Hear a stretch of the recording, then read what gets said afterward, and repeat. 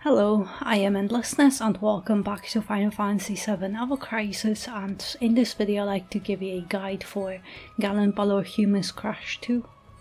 Gallonbaloir Humus is weak to physical wind, and you can only use physical wind on him as he has greater magic resistance and he is immune to all debuffs and statuses, and since he will buff his wind resistance you need to bring a weapon that can nullify and debuff it. And there are also two sigil phases, a quick one with 8 diamond sigils and a longer one with 24.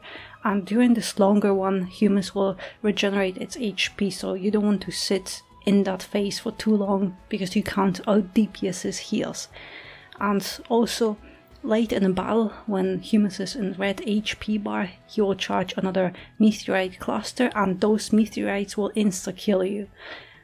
Each character, because it's a single target attack, and they always target the character with lowest HP, so that's the one you want to make a tank, and if that character is dead then they will go for highest HP next, so you can manipulate your team's HP to make sure that your DPS character is targeted last, so that you can win that DPS race.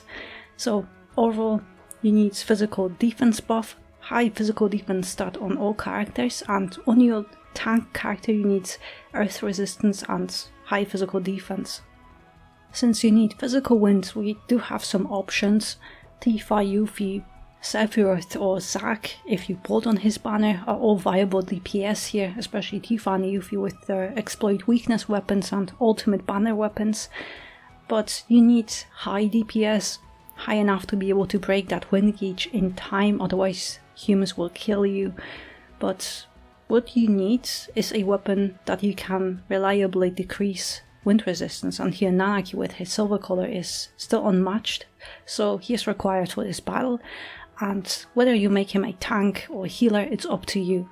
But you could pair him with Baha Aerith, but you'll need some more physical defense since Aerith can buff physical defense only with mid potency, but she can buff physical attack with Kamura or Gambantain, and Barret is also a very good tank for this. But Matt, just as last time, is also a nice healer and support here, and you could use him either with Mambo Spine to buff physical attack or Diamond Sigil weapon to help Nanaki break Diamond Sigils. But I'm using Nanaki, Matt and Sephiroth, the old and basic setup from the original run. Matt has Gear Voucher outfit with Vanquishing X, Centipede for heals and buffs, Nautilus to break Diamond Sigil, ultimate weapon, Cura in heal boost slots and 2 PDF stat sticks, and in sub-equipment slots Matt has guild weapon with physical defense for allies and earth resistance, Terra Rod to get Matt's HP high enough because I don't have his healer outfit, and weapon with physical attack for allies. Nanaki has Canyon outfit with Stardust Ray, gold color in main weapon slot for earth resistance, silver color to debuff wind resistance and break diamond sigils, ultimate weapon, Cura for emergency single target heals, and Esuna for Nanaki to heal himself between those meteorites, and a physical defense stat stick. And then in sub-equipment slots, Nanaki has Fafnir for HP and physical defense, guild weapon with physical defense for allies and earth resistance, and Fairy Tail for earth resistance as well, and Nanaki's earth resistance, our ability, is maxed. Sephiroth has Halloween outfit with Wind Mastery and Helical Rising, Dark Havens for wind DPS and Shinra Sword for buffs, Genji and 3 physical attack stat sticks with physical defense, and in sub-equipment slot Sephiroth has Bahamut Sword for physical ability, potency and P-attack boost, Shark Slayer with HP and buff debuff extension to make his buffs last longer, and Tranquilizer Gun for some wind potency, but Floral Wounds would be better here if you have it high overboosted.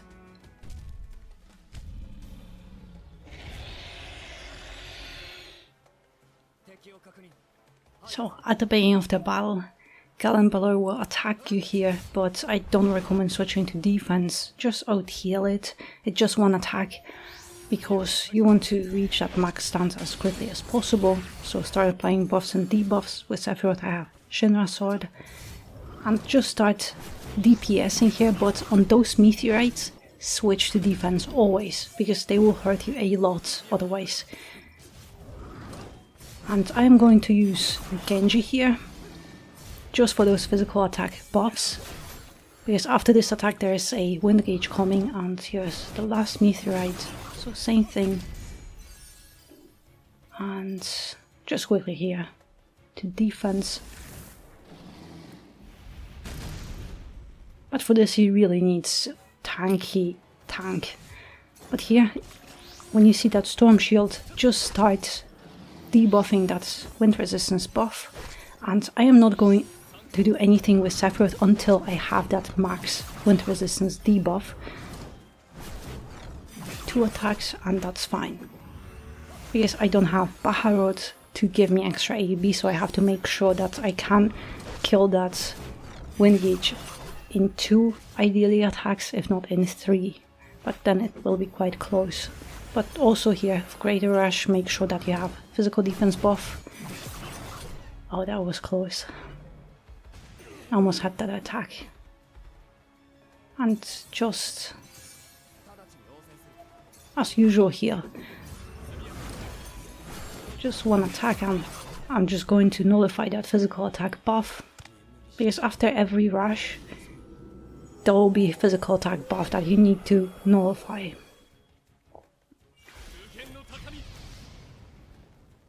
And also here we'll get a sigil phase, and it depends on how much damage you have done to Humus.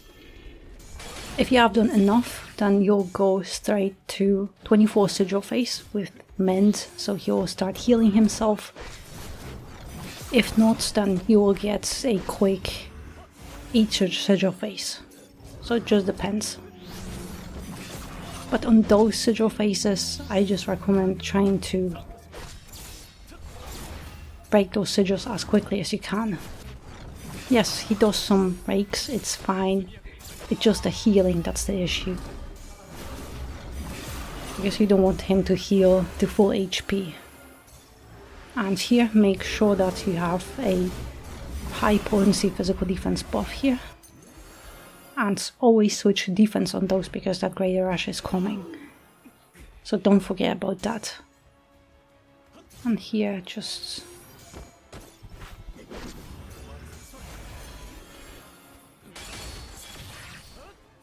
do not sit on AEB, but you have to nullify those physical attack buffs. Because otherwise you might take too much damage and you could die, or then you'll have issue with healing. You could always use Naki's or Matt's ultimate weapon ability, but I always save them just in case of emergency. And with Naki, you can reliably get his limit break pretty quickly between all those phases. But here the same thing, meteorite, so switch to defense and heal. And I'm going to do the same thing. So 1 attack and Genji.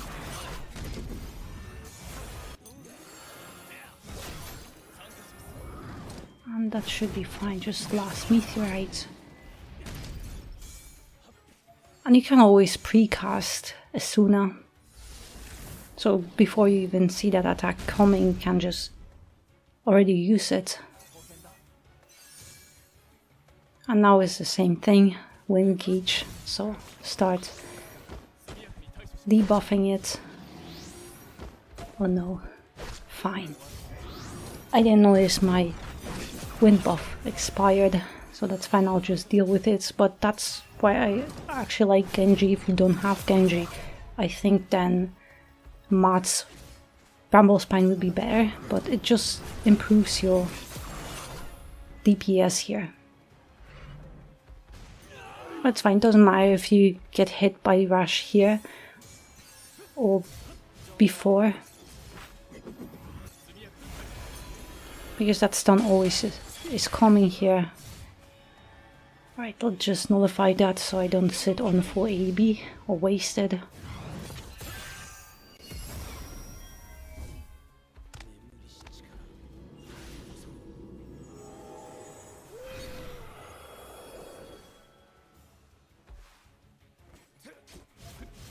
And there will be a series of breaks.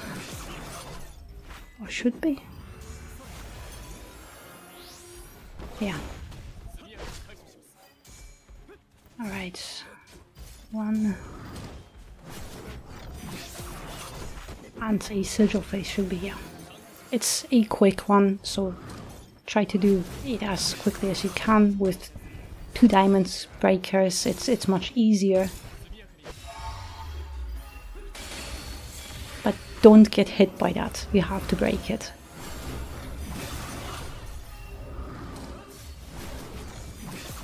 And same thing, switch to defense, don't forget about that. Because that Grey Rush can kill you. And most likely will, if you forget. And alright. Here is that DPS race. Because now he will summon meteorites again, and those meteorites will insta-kill your character. So even it doesn't matter how strong tanky you make Nanaki or your tank, they will get insta-killed. So try to kill him as quickly as you can and make sure that that wind resistance debuff doesn't expire anytime soon. Because it's 3 meteorites, so 3 characters. If you don't kill fast enough, your team could die before this final attack. So Naki is gone. But also, that's why I mentioned, I recommend tank with lowest HP and healer with highest HP in case you need a little bit more time and you get hit by that second meteorite, so your DPS unit is the last one alive to be able to finish it off. But yeah, that's a whole crash. Last time I wasn't able to do it because I didn't pull on Nanaki, so I didn't have silver color and Shinra sword or anything else. But yeah, they have buffed it a little bit, now needing a very tanky character to be able to survive those hits. But yeah, you also need high enough DPS. But you have many options, like I mentioned, there are other characters that are better here, but at least this old setup is still reliable. But yeah, good luck on your own clear, and in the meantime, I hope you find my guide helpful, and thank you very much for watching, and I hope to see you next one.